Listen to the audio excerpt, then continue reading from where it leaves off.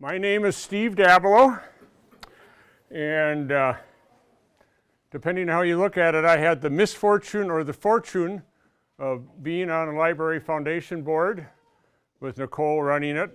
Also, I've been president of the Cannon Falls Historical Society for about 9 years, and so I was asked to give a presentation on the history of the library. And it's sort of fun, especially when I get done. I don't mean it that way, but the research, yeah, I'm here all week. I get the benefit of learning this stuff pretty well, and I spent many hours researching this stuff. But as the president of the Cannon Falls Historical Society, our material at the museum is stronger on the older stuff than it is on the newer stuff. But I'm going to try to take us all the way to today. That's my goal. So, the very first library in Cannon Falls was started by the Temperance League, which is a group of ladies that had come together for a particular purpose that they all shared, but they saw other needs and stuff. And it started with a 60-book collection. It was called the Standard Works. I don't know what the Standard Works are, and I didn't have time to research. Nicole, what are the standard works that are standard? Yep. But Dr. Conley from Cannon Falls, gentleman in this car, at his doctor's office, which was in this house, was the first library. You're not, and am I doing okay? First, you didn't know I was going to go far back, did you? First library in Cannon Falls was his office. And that was the little proto beginnings to it and stuff like that. That didn't work out real well. To give you an idea, in 1876, I've done this with people, to take you back in Cannon Falls to when the first library started. Cannon Falls had formed as a community, and they had a council, and they were starting to set some rules and regulations and ordinances. And there's 3 here that I love. Here's one of them. Cattle, mules, and donkeys are to be restrained from running at large during the nighttime. Now, what happens during the daytime? Okay, go for it, guys, okay. A person driving cattle through the streets of Cannon Falls had to have them properly herded, or they would get fined $100 and 5 days in jail. What's proper herding or improper herding? I don't know. This is my favorite. And lastly, there will be no bathing in the nude within the city limits in any mill pond between 6 a.m. and 8 p.m. You know what I'd do? Just because I could do it at 7:30 in the morning, I'm sorry. My wife's here, but she knows me. But that was when the first library was started, and that's what the community looked like. The next iteration of the library in Cannon Falls was a substantial donation. It doesn't state how much it was, but the idea was to help fund a library in our school system. And part of the giving of the money, the bequeath, whatever you pronounce that, bequeath, thank you, was that the city would be able to use the library. And it didn't work out because they had classrooms in the library, and there were other things that happened in the school system, and it just didn't work at all. So that was number 2, library number 2. So in 1951, this is a picture coming up of the founders of the Tuesday Club in Cannon Falls. So the Tuesday Club was very, very prolific in Cannon Falls with helping get things moving in a lot of different areas and stuff. And I've done some interviewing with Tuesday Club people. But these are the 5 founders of the Tuesday Club. They were school teachers, and they just didn't get together to knit or have coffee. They had structures. Someone was assigned to make a presentation about some book they read. There was a bunch of stuff. The Tuesday Club was pretty hardwired. I actually partook in a couple of the Tuesday Club meetings. And this one over here is sort of special to me. Her last name is Engstrom. Her husband built the house that I once lived on the west side that isn't there anymore. It was 100 years old when I moved in there. But they had it on their heart to start a library, and they talked to the Girl Scouts, who had a meeting room in Cannon Falls' City Hall, which at that time was where? The liquor store, Rod's Liquor, upstairs of the liquor store.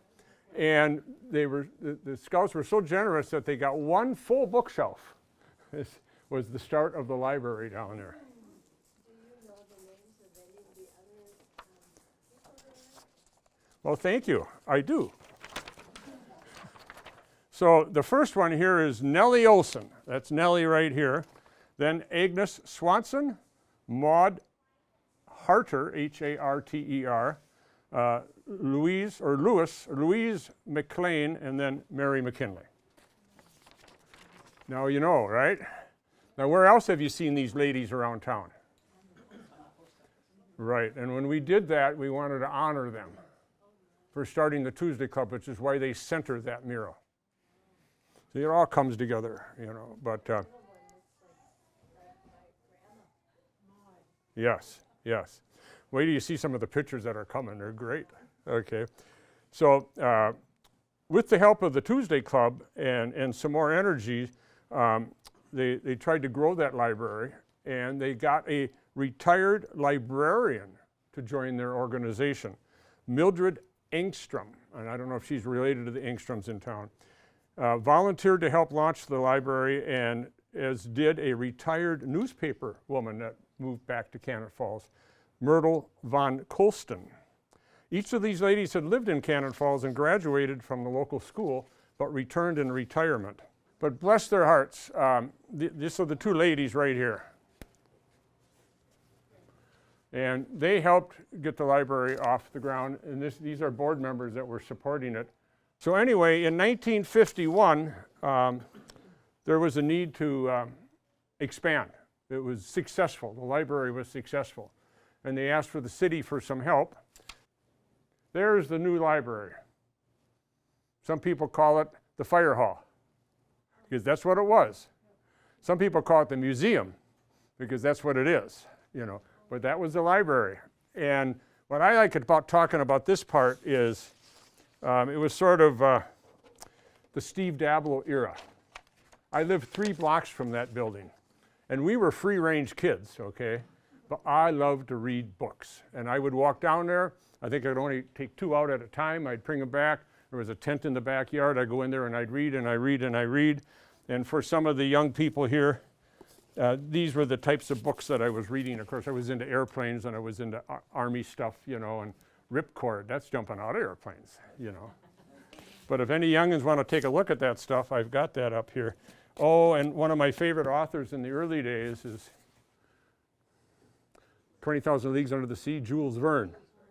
I read every one of them, Jules Verne. So this is, I think I wrote in this one, I wrote in most of these, but many of these are signed by me in 1964. I thought it would be fun to bring them down here.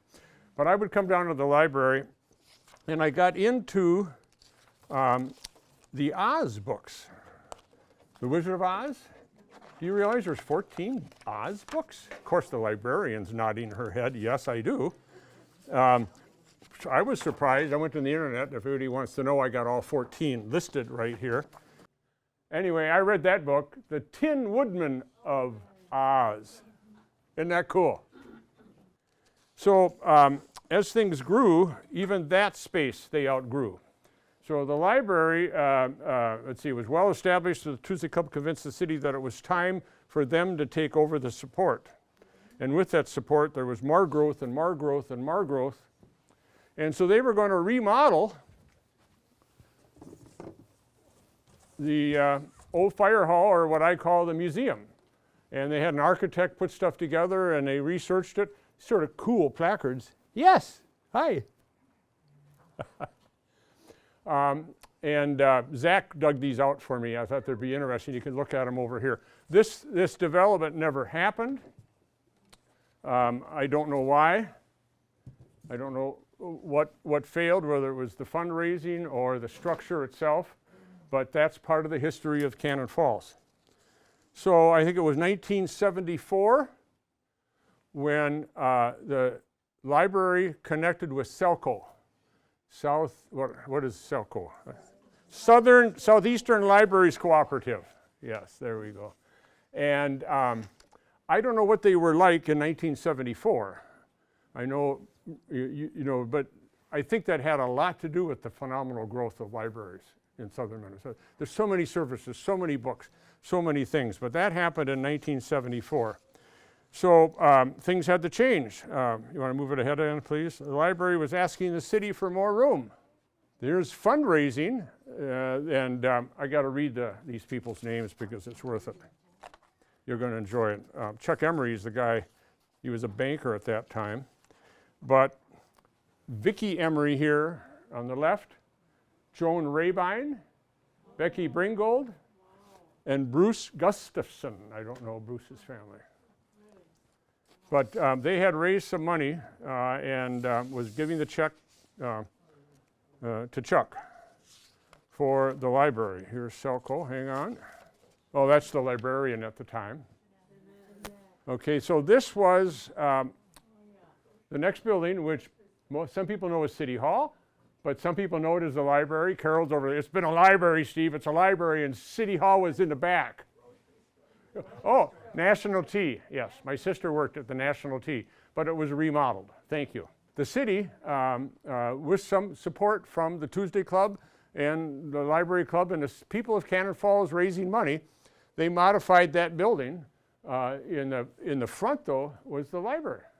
Well, there's Jeanette. We started getting technology then. I thought I had a picture of the library finished off, but this is my kids' library. This is the ones that they walk down to. Only now instead of 3 blocks, it was 4 blocks. Poor things, you know. But I had all this material spread out in our family room in the basement, and some of our kids came through on different voyages and stuff. And my son Aaron, how old is Aaron? 34. And he started seeing this stuff, and oh my gosh, and he would love to have been here today, but he couldn't be here. But he started telling me stuff about what he did, particularly Oregon Trail, because now we have computers. And he said the librarians didn't know it, but there was a Star Trek chat room. And I don't know if you're supposed to go on it, but he did, you know. Probably not, yes. But, and our daughter Erica, who came through town, but she's on her way up to the Science Museum with her family right now, came down here a lot. And we started doing more for the kids then with Selco and stuff. And so the library just keeps growing and growing with services and services. Well, that's one of the librarians. Who is she? That's Ginny. So if you wanted to do anything, get anything from Selco now, you did it on the computer. And sometimes if you wanted to check out something, you did it on the computer. What's that? We lived on those things when I was first married. And you'd rent stuff at the library. And it would come in, and then we'd play it for the kids and stuff, or we'd rent stuff for us, you know, at different times. But this was pretty high-tech stuff, you know.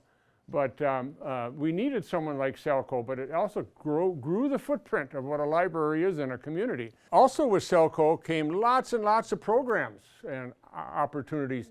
And we got more and more kids. You know, the early libraries didn't have a lot of kids involved, but now this stuff is all about the kids. It's a little bit different today, I was told, been talking to someone, because with all-day kindergarten, you don't have as much with the kids. Okay, so now we got volunteers coming out of the woodwork because we needed them. Yeah, so this is Lee Ellison. Oh yeah, she's cut off here. And there's Ginny Johnson. I was trying to shoot the back of these and have it stapled, but I got them mixed up. Next picture, volunteers, volunteers, volunteers. There's Ginny on the right. That's the gal, I can never think of her name. Judy, yes. So I was told to give her a phone call, thank you. Judy is so passionate about this library and the kids. And you know what I found out from my 2 kids? They're just as passionate about her. you know, and I tried to get her down here, but she's got some health issues. She scared me a little bit. She said, I called all the past librarians to make sure they'd be coming, Steve. Wow, thanks a lot. Now I can't slide stuff past people, you know, but I sort of wish they were here, and I wish Judy was here. But there's Lee Ellison in the back. I don't know if let's see if I've got the names right on this one. Gail Finney. Oh, I see it right there. Ann Mannion. Irene Hafner. There's Lee Ellison, and then Livingston. She would be the, she was the librarian at the time. Carol Magnuson. Do you see yourself there, Carol? Oh, yeah. And Judy Miller and Ginny Johnson. So the city was asked to, we need more space, because now we're in the old white building in the front half of it and the city hall in the back, and it wasn't working out. He started a donation. Now this is librarian Justin, how do you pronounce his last name? Paget or something like that. And you can't see it right there, but that's a $35,000 donation to start things out. And that was moving us from the white building library to the one we're in right now. See, there's a direction to all this, you know.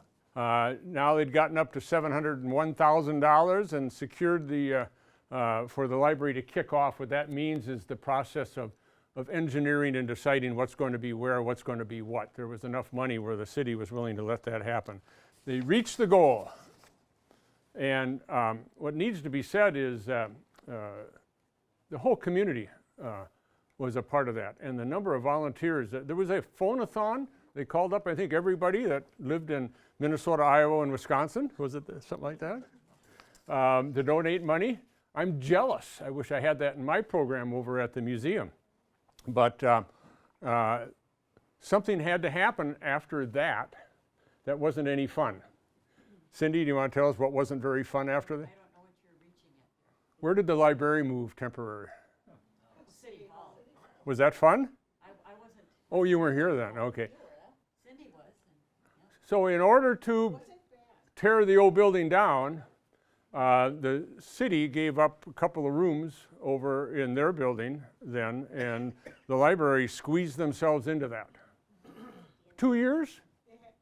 There's the inside of this building, who was finished 10 years ago. If you were here early enough, we sang happy birthday to the building.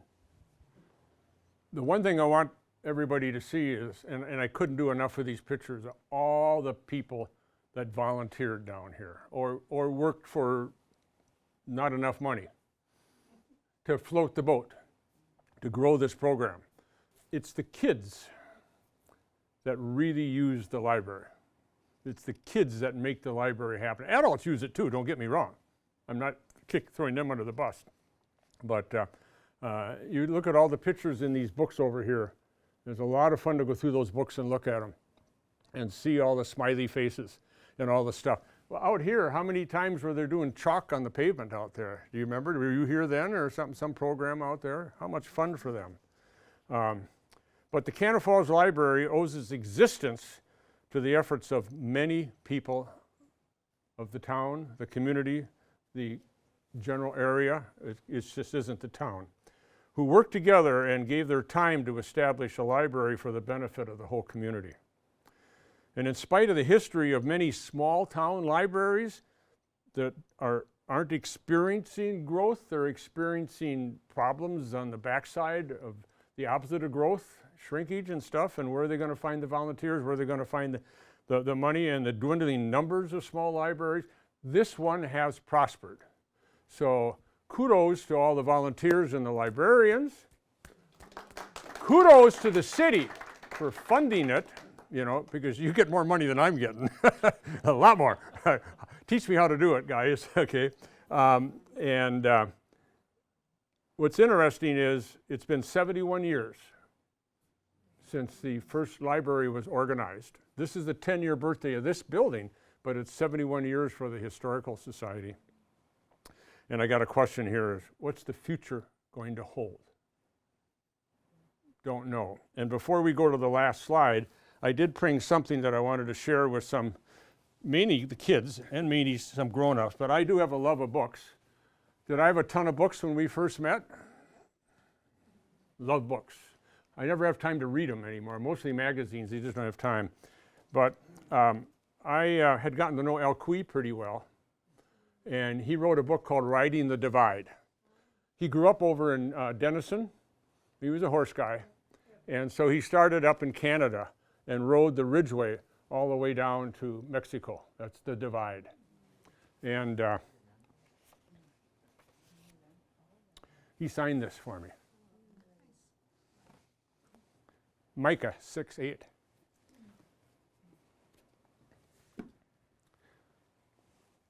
This here one, we live in a unique generation. I experienced us attaining men getting to the moon and bringing them back alive, which is key, right? Okay, so that they could sign books for people like me. Buzz Aldrin. Book he wrote. No Dream is Too High. Fun stories. Ask Nancy Holte about when John and their son ran into Buzz one time behind the area at Delta Airlines. It was Northwest at the time. It's a fun story. Or see me later on. I can't do it publicly, but I have a love of books. And you have a love of books. My kids have a love of books. I don't know if it was because of us or not. And so I thank the Cannon Falls and all the volunteers for my love of books. But we lost somebody. Heidi died a week or two ago. She spent 22 years here at the library. She spent 22 years down at the Historical Society at the same time. She had a love of history, she had a love of kids, she had a love of books. So I'm closing it with her on the screen. Anybody have any questions? But thank you for listening to my baloney and having fun with me and me having fun with you. Thank you.